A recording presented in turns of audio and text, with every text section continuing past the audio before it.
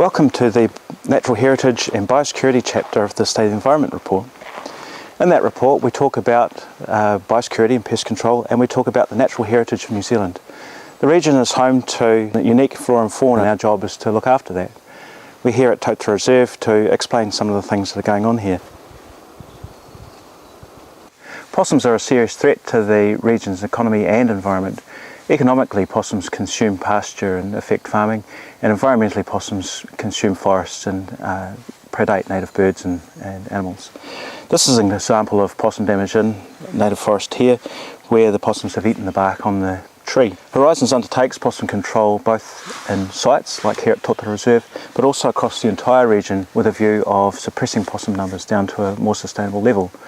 We estimate that the region has a carrying capacity of around 4.5 million possums, and the Horizons possum control work brings that down to about 1.6 million possums at the moment.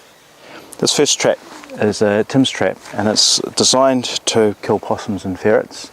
The second trap here is a Dock 200, and that is designed for killing rats and stoats. In the State of the Environment report, we've identified that only 22% of the region remains in its indigenous forest cover.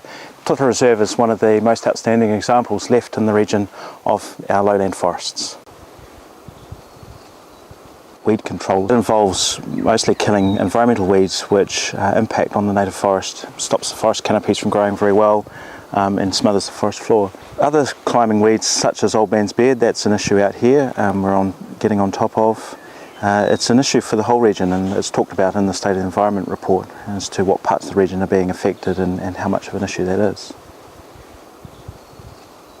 One of the aspects of living heritage most severely affected in this region has been our wetlands. Ashurst Domain is an interesting place because it has its own natural wetland, but the wetland itself has also been extended through community group efforts.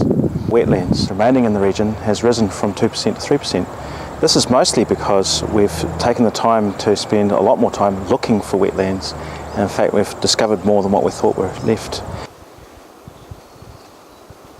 What people can do to help Horizons with biodiversity and the preservation of the region's natural heritage is to really be involved in its conservation and looking after it. Things that we should avoid is moving pests around, particularly pest fish, and even goldfish could be a nuisance at times.